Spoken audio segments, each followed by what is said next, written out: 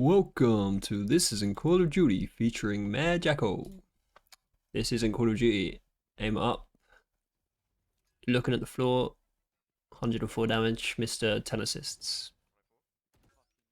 This isn't Call of Duty. Stop reloading when there's a guy straight in front of you and you got 11 bullets. This isn't Call of Duty. Don't reload with 20 bullets in your clip with 2 people alive. This isn't Call of Duty. Don't reload twice with 21 bullets in your clip when people can be right on your head and you have no idea when they're going to be there. This isn't Call of Duty. Don't reload with 24 bullets in your clip. This is Call of Duty. Okay, so I want you to understand defaulting via Call of Duty because you'll understand this a bit more. So defaulting is just like you always have something that you're going to do as a person on the map. And you're spreading out, like you're not like all running up escalators on defense. Like obviously we would never do this because then we don't know if they're coming through library or if they're going to go airplane.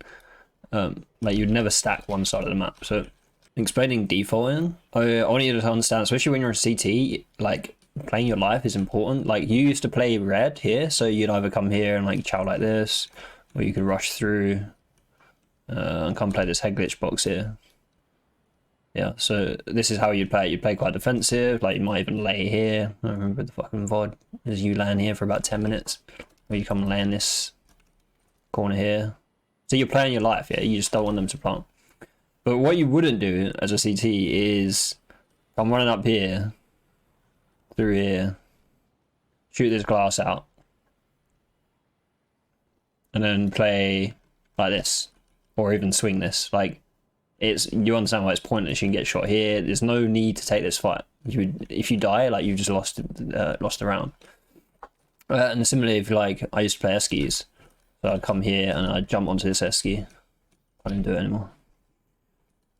Jump here and I would just like play this head triangle. So when you're defaulting like that, you always want to change it up. So the way I used to change it up is I'd come play on this railing, and then the next round I might be over on this railing.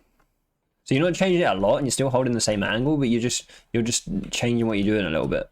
So you can do the same thing in Valorant, because when we look at your ascent example, you're basically doing the same thing every round. You're taking the same peak. So it'd be like me going up this railing every single round, and eventually they're just going to come around, pre-aim the fuck out of me and kill me.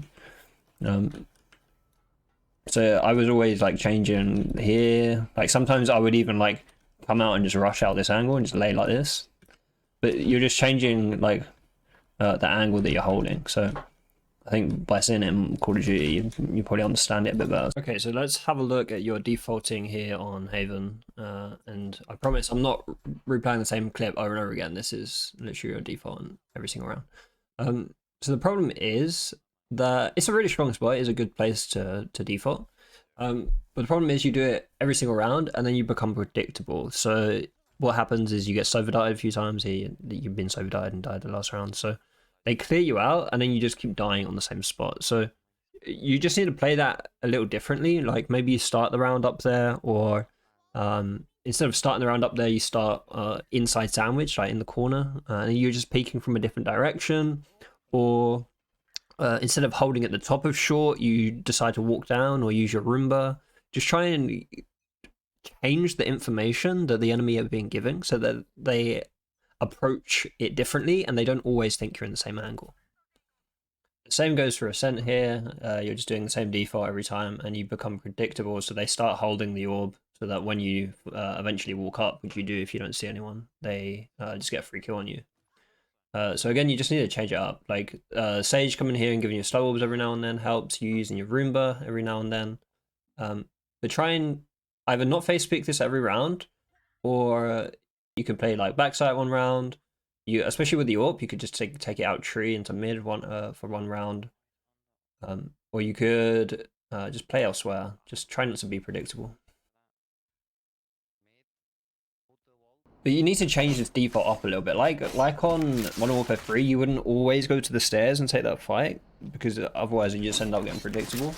And that's only in what, a 7-round max game. In this, it can be anywhere up to like 30-35 rounds. So you need to be able to change up to what you do. So you can either take this as a jump peak, or how the fuck do you throw?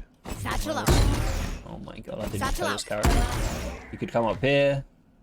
Or probably you'd... Oh, the sense is fucked. You'd probably want to come up... back. Well, no, fuck.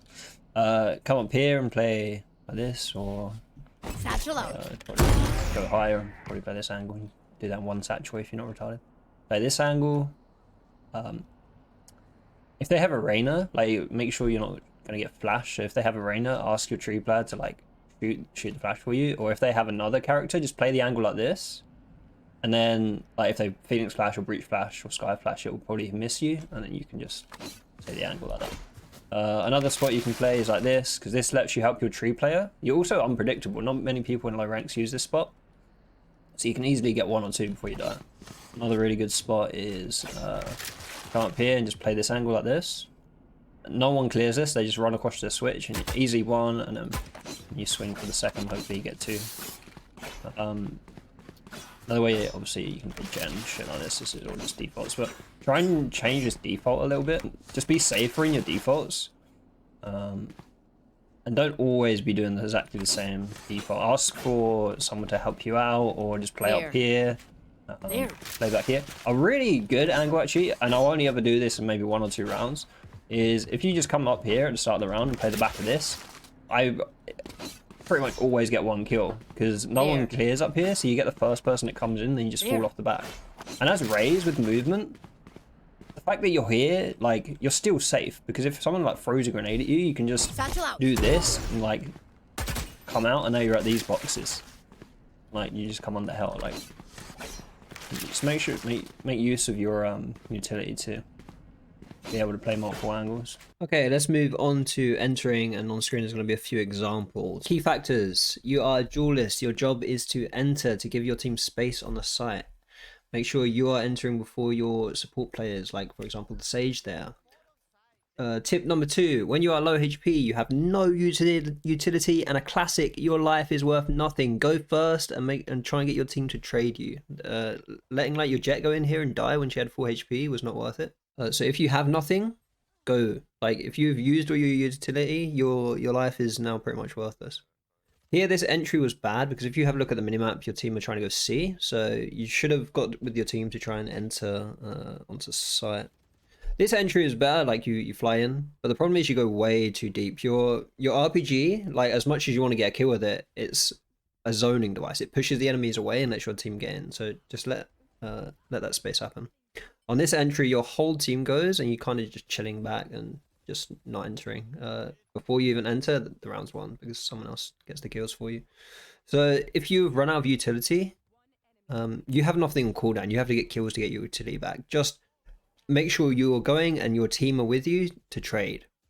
Don't fly into a site when no one is there to trade you, and make sure you look at the minimap for the bomb to make sure you're entering the right site. You need to be entering when the bomb is with you, unless you're faking, of course, and someone has to call that. Okay, so let's talk a little bit about Raze tech. I've never played Raze. I think I've maybe played one game on her on an old account and never played her again. So I'm not going to be the best person to demonstrate this, but you can go on YouTube and look up Raze tech guides and like little tricks you can do with Raze. And don't try and get too intricate. Don't do anything that's like a fucking TikTok play that's going to get you like value in 1 round in 10 games. But try and get like the basics down. So there's a clip here where there's a jet here, and you get stuck in this corner.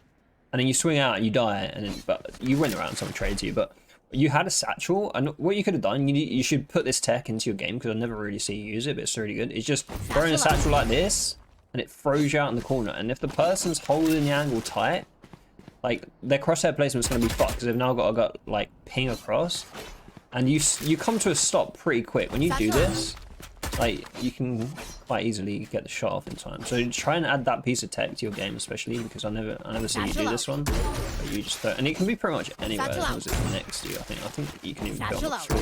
Yeah, that one throws you up, so that would fuck their crosshair up even more. But try and get some more Raze tech into your gameplay. That would help. And you need to learn some entry lines. So I honestly have no idea how to do this because I'm not a Raze player. But satchel out. Satchel out. Okay, well that was terrible, but you understand the point. Is you need to understand some double satchels that gets you past the early angles, and because if anyone's here, and you've managed to get around this corner, like as soon as you're here, you're safe. Like the further up you are, the more safe you are from wood. But the point is, like, now all these people, their crosshair is going to be like fucking up here because you've seen you fly out. I know your team can just walk out for free and just shoot and trade people because your entry line just absolutely fucked their lineup. So you need to take advantage of Raze's utility to help your team to entries. Go on YouTube and just look for some entry lines in different places. Like there's entry lines you can do on pretty much every map. They just get you to a spot where you're safe, but you've flown through the air, which has taken everyone's crosshair away from your teammate as they enter too. So there's probably one from up here on the bike. I'm pretty sure I've seen a video of this. Satchel out. Satchel out. Okay, there we go.